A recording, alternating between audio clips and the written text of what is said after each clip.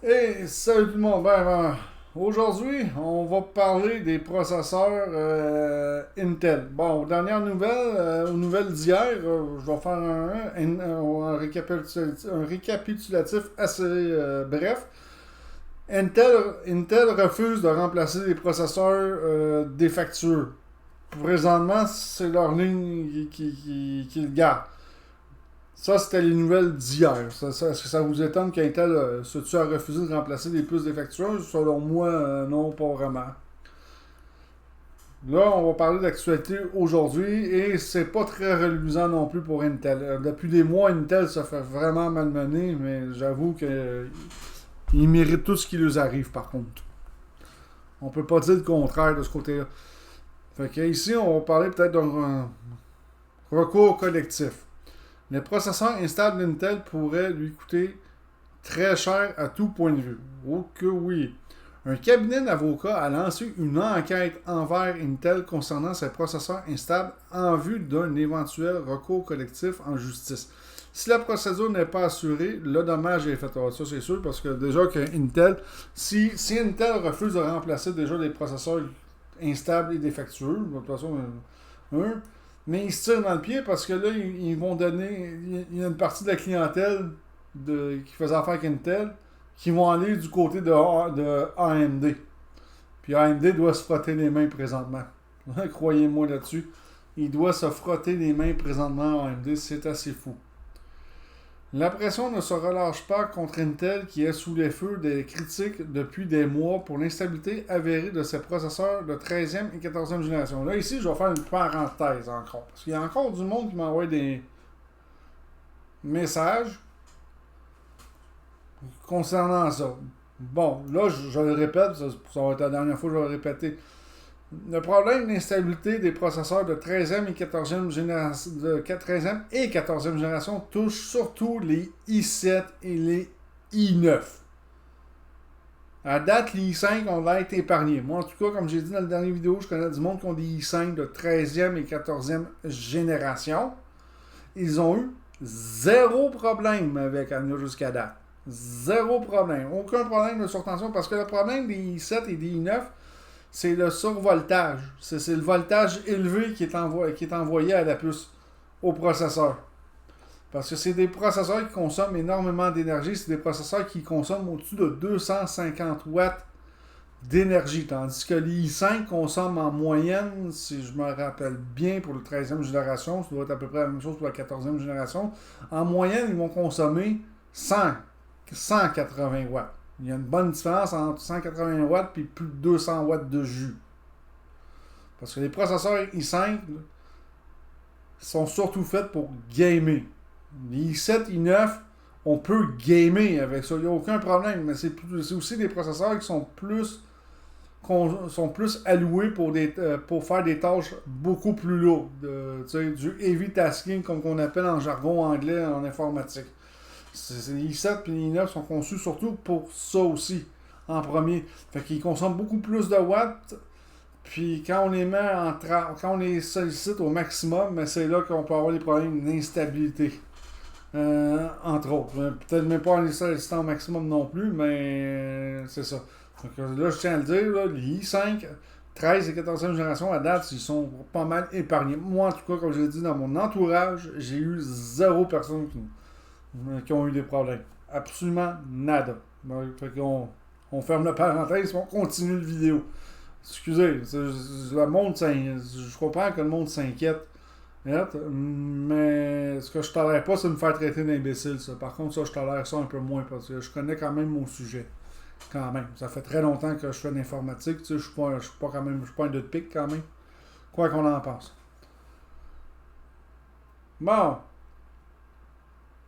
Fait que j'étais rendu où? Fait que c'est ça. La prochaine sera c'est ça, depuis des mois. J'étais rendu là. Si un correctif final est prévu pour ce mois-ci, les processeurs endommagés seraient hors circuit pour de bon et nécessiteraient un remplacement par le constructeur. Et c'est là qu'Intel se tue. Comme j'ai dit, je vous ai résumé les nouvelles, l'actualité d'hier de ce côté-là. Hier, Intel gardait la ligne qui allait.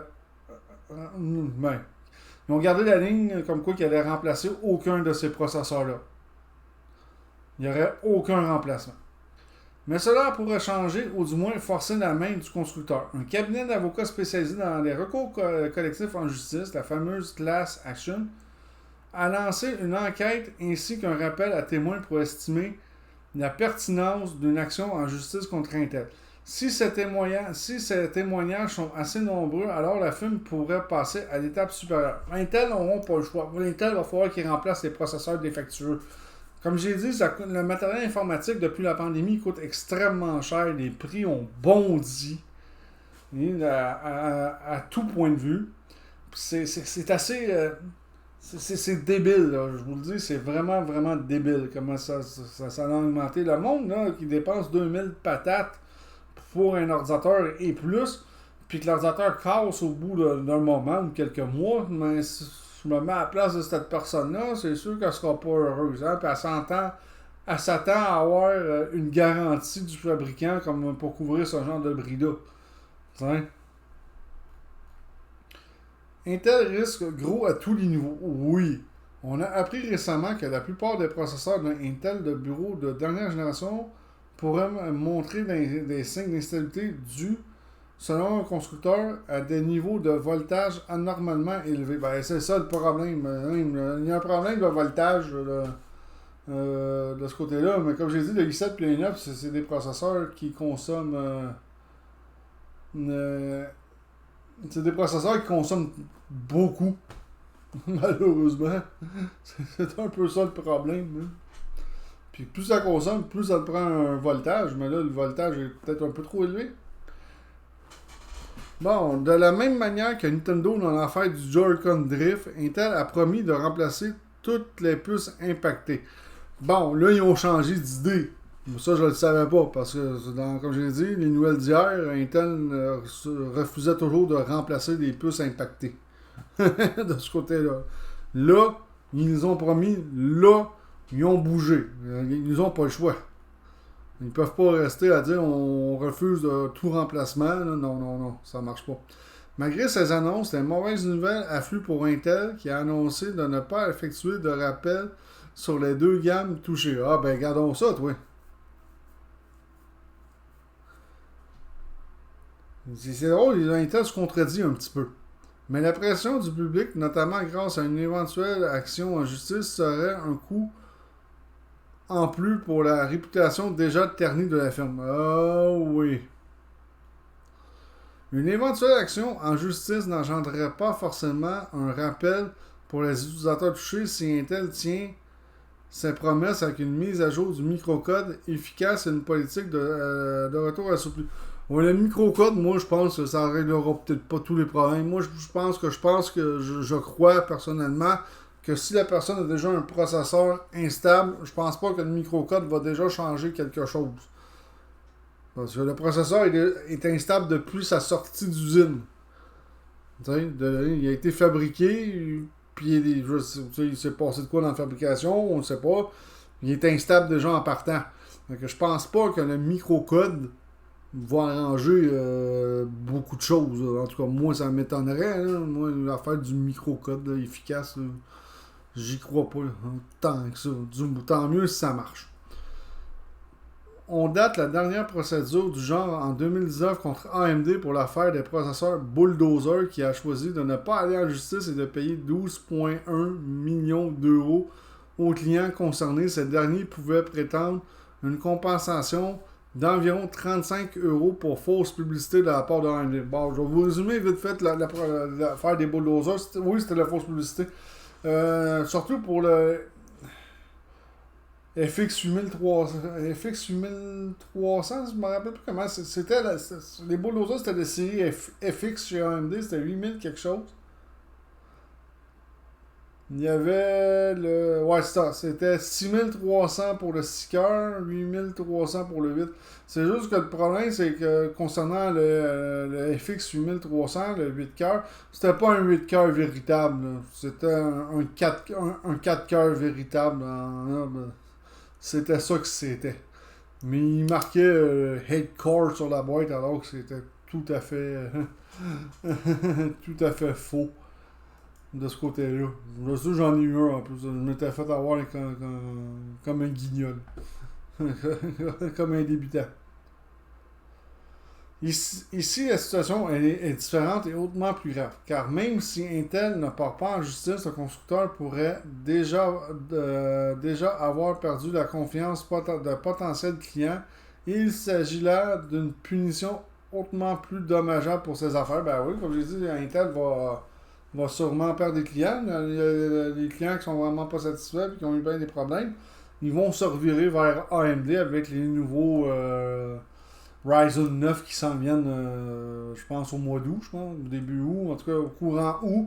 Les nouveaux Ryzen s'en viennent, puis ça, j'ai vraiment hâte de voir de qu'est-ce que ça va donner, parce que je pense que de ce côté-là, je pense que ça promet pour AMD. De ce côté-là. Mais moi, ce que je comprends pas, c'est surtout, malgré. Intel a promis de remplacer toutes les puces. Malgré ces annonces, les mauvaises nouvelles affluent pour Intel qui a annoncé ne pas effectuer de rappel sur les deux gammes. Ils le promettent, mais en tout cas, ça marche pas ça. Puis là, on va aller voir le Globe and Mail. Parce que Intel, ça va vraiment pas bien. Là, ça, on va finir la vidéo avec ça. Intel prévoit des recettes au titre du troisième trimestre à l'état d'estimation. Réduire la main-d'œuvre de 15%. Intel, INTC-Q, moins 5,5%, a déclaré jeudi qu'il réduirait de plus de 15% de ses effectifs, soit environ 17 500 personnes qui vont perdre leur emploi, et qu'il suspendrait son dividende à partir du quatrième trimestre, alors que le fabricant de puces poursuit un revirement axé sur son activité manufacturière qui perdait de l'argent. Ouais, ben ça va pas bien pour les investisseurs, parce que là, les investisseurs, là, en gros, c'est au quatrième trimestre, préparez-vous parce que vous n'auriez pas vos dividendes. Malgré qu'il y a peut-être des investisseurs qui voient ça quand même d'un côté positif, j'en sais trop rien. Il prévoit également des recettes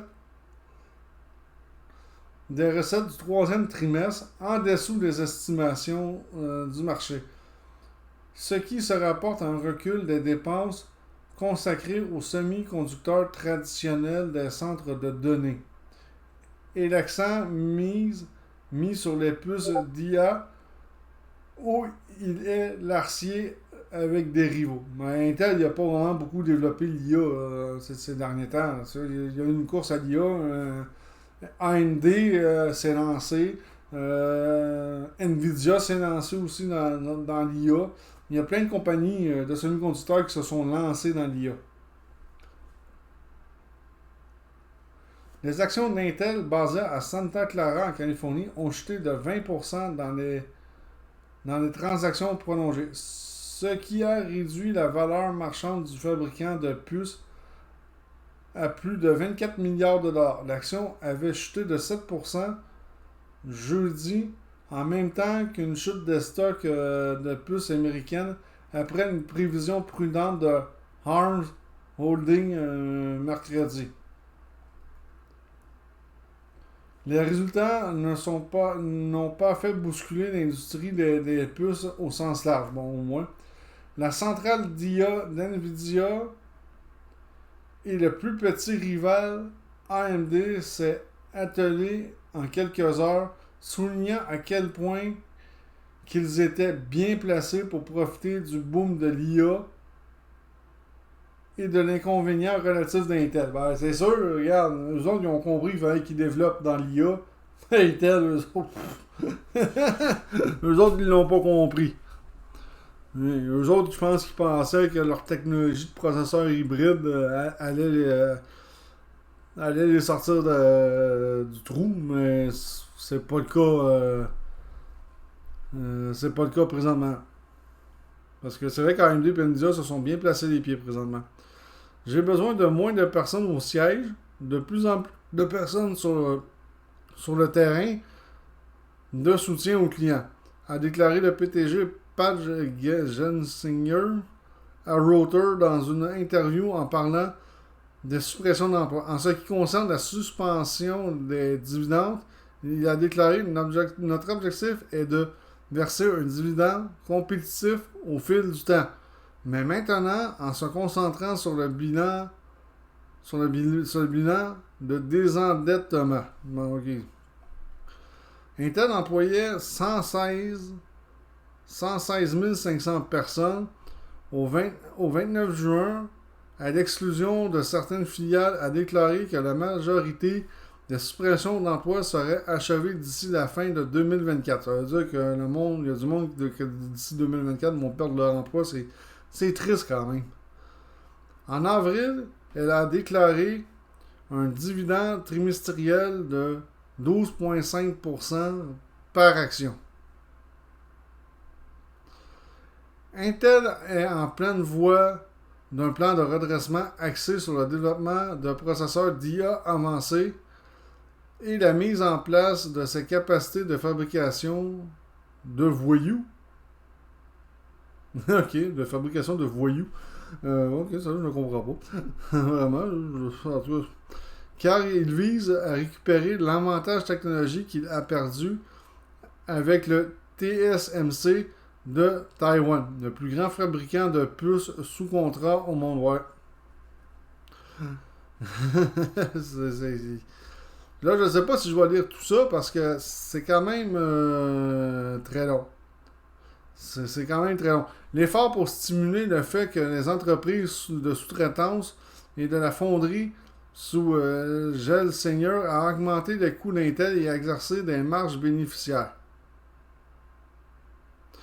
Plus récemment, le fabricant de puces a déclaré qu'il réduirait les coûts. Jeudi, Intel a annoncé qu'elle réduirait ses dépenses d'exploitation et réduirait les dépenses d'équipement de plus de 10 milliards de dollars en 2025, soit plus qu'initialement prévu. Un plan de réduction des coûts de 10 milliards de dollars montre que la direction est disposée à prendre des mesures fortes et draconiennes pour redresser les problèmes. Mais nous demandons tous, est-ce suffisant? Et est-ce une réaction un peu tardive si on considère que le PDG Gelsinger est à la barre depuis plus de 3 ans, a déclaré Michael Scott Mal, directeur des investissements de Running Point Capital. Autrement dit, peut-être aussi que le PDG n'est peut-être pas non plus compétent, n'a pas les compétences pour gérer Intel présentement aussi. Hein, ça s'est déjà vu aussi, un PDG perd sa valeur, perd sa job. Généralement, quand ils perdent le job, ils sont capables de se replacer assez vite. La société avait des liquidités et des équivalents de trésorerie de 11,29 milliards de dollars et le total du passif actuel d'environ 32 milliards de dollars au 29 juin. La position à la traîne d'Intel sur le marché des puces de l'IA a fait baisser sa part de plus de 40% cette année. Fait que, tu sais, je vais m'arrêter là parce que c'est quand même assez long à lire. Mais ça vous donne une idée globale que ça va pas bien chez Intel. Puis Intel, mais face au développement de l'IA, mais il est vraiment à la traîne. C'est un peu le problème. Il est vraiment beaucoup à la traîne. Fait qu'il va falloir qu'Intel se ressaisisse puis sorte une coupe de lapin de son chapeau. Fait que là-dessus, je vous dis ciao tout le monde, à la prochaine.